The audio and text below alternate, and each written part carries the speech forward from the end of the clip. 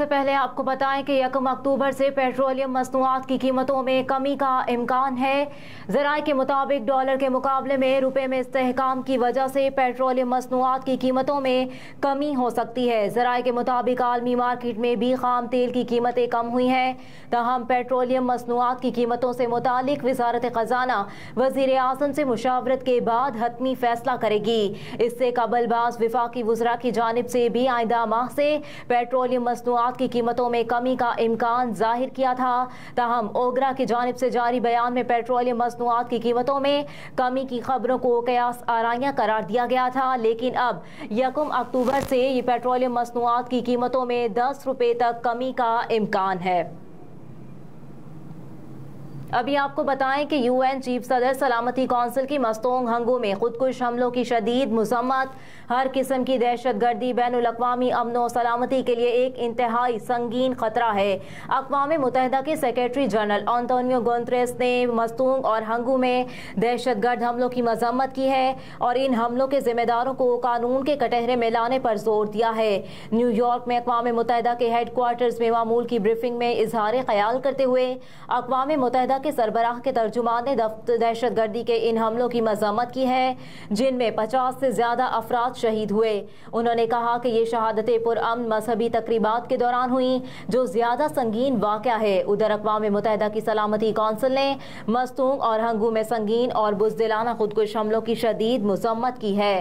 سلامتی کونسل کے ارکان نے متاثرہ خاندانوں اور پاکستان کے ساتھ گہری ہمدردی اور تعزیت کا اظہار کیا اور زخمیوں کی جلد اور مکمل صحتیابی کے لیے نیک تمناؤں کا اظہار کیا ہے۔ سلامتی کونسل نے ایک بار پھر کہا کہ ہر قسم کی دہشت گردی بین الاقوامی امن و سلامتی کے لیے ایک انتہائی سنگین خطرہ ہے۔ سلامتی کونسل کے ارکان نے دہشت گردی کے ان سنگین واقعات کے منصوبہ سازوں اور مالی معاونت کرنے والوں کو ذمہ دار ٹھہرانے اور انصاف کے کٹہرے تک لانے کی ضرورت پر زور دیا۔ انہوں نے ایک بار پھر اس ضرورت پر زور دیا کہ تمام رکن ممالک اقوام متحدہ کے چارٹر اور دوسرے بین الاقوامی قوانین کے تحت دہشت گردی کے واقعات سے عالمی امن و سلامتی کو درپیش خطرات سے نمٹنے کے لیے ہر طرح سے اقدامات کریں۔ ایک اور اہم خبر سے آپ کو آگاہ کریں گے کہ پاک افغان سرحد پر در اندازی کی کوشش کو ناکام بنا دیا گیا ہے اور 4 فوجیوں نے جامع شہادت نوش کیا ہے۔ ISPR کے مطابق فائرنگ کے تبادلے کے دوران 3 دہشت گردوں کو بھی جہنم واصل کر دیا گیا۔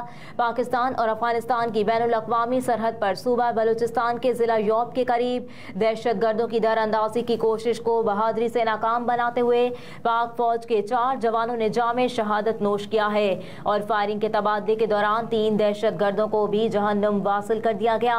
پاک فوج کے شعبہ تعلقات عامہ ISPR کے مطابق گزشتہ روز پاک افغان سرحد پر سیکیورٹی فورسز نے ضلع یوب میں سمبازا کے قریب تحریک طالبان پاکستان کے دہشت گردوں کی افغانستان سے پاکستان میں در اندازی کی کوشش کو ناکام بنا دیا۔ پاک فوج کے شعبہ تعلقات عامہ کے مطابق گزشتہ روز پاک افغان سرحد پر سیکیورٹی فورسز نے ضلع یوب میں سمبازا کے قریب تحریک طالبان پاکستان کے دہشت گردوں کی افغانستان سے پاکستان میں در اندازی کی کوشش کو ناکام بنا دیا ہے۔ شہید فوجیوں کی شناخت حوالدار ستار، لانس نائک شیر اعظم، لانس نائک عدنان اور سپاہی ندیم کے نام سے ہوئی، جنہوں نے بہادری سے لڑتے ہوئے شہادت کو گلے لگایا۔ فائرنگ کے تبادلے کے دوران 3 دہشت گرد واصل جہنم ہو گئے اور چند زخمی ہو گئے۔ ISPR نے کہا کہ پاکستان کی سیکیورٹی فورسز ملک میں امن اور خوشحالی کے دشمنوں کی کوششوں کو ناکام بناتے رہیں گے۔ ابھی آپ کو بتائیں کہ صدر مملکت نے جسٹس عرفان سعادت خان کی بطور قائم مقام chief justice Sindh high court تعیناتی کی منظوری دے دی ہے۔ صدر مملکت نے تعیناتی کی منظوری آئین کے آرٹیکل 196 کے تحت دی ہے۔ صدر مملکت ڈاکٹر عارف علوی نے جسٹس عرفان سعادت خان کی بطور قائم مقام chief justice Sindh high court تعیناتی کی منظوری دے دی ہے۔ صدر مملکت ڈاکٹر عارف علوی نے سندھ ہائی کورٹ کے سینئر ترین جج جسٹس عرفان سعادت خان کی بطور قائم مقام chief justice Sindh high court تعیناتی کی منظوری دے دی ہے۔ ایوان صدر پریس ونگ کی جانب سے جاری بیان کے مطابق صدر مملکت نے تعیناتی کی منظوری آئین کے آرٹیکل 196 کے تحت دی۔ موجودہ chief justice Sindh high court justice Ahmed Ali M Shaikh 2 اکتوبر کو عہدے سے ریٹائر ہو جائیں گے۔ आशूब चश्म के हवाले से आपको बताएं कि आशूब चश्म की वबा मौसम की तब्दीली तक बरकरार रहेगी।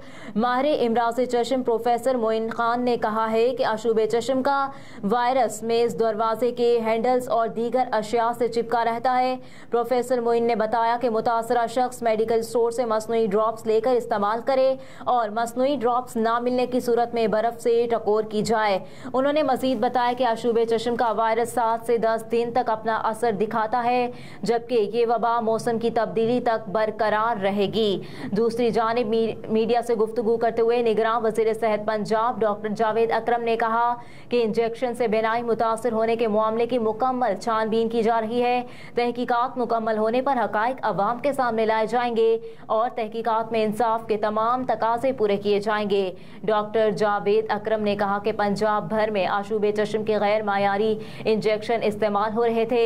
इंजेक्शन की मैन्युफैक्चरिंग और क्लिनिकल मसले को तहकीकाती टीम देख रही है, जबकि इसी हवाले से अस्पतालों के अमले से भी तफ्तीश की जा रही है। और अभी आपको बताएं कि जमात इस्लामी नहीं चाहती कराची अपने पैरों पर खड़ा हो।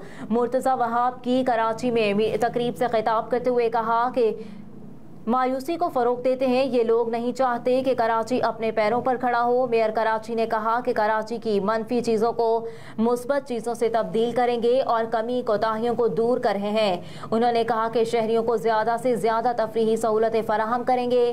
कराची चिड़ियाघर में मछली घर तवील अरसे से बंद था, चिड़ियाघर में नए जानवर लाने की ज़रूरत है। मुर्तज़ा वहाब ने कहा कि कराची चिड़ियाघर को बैनुल अक़वामी मयार तक लाने के लिए बहुत काम करना बाकी है।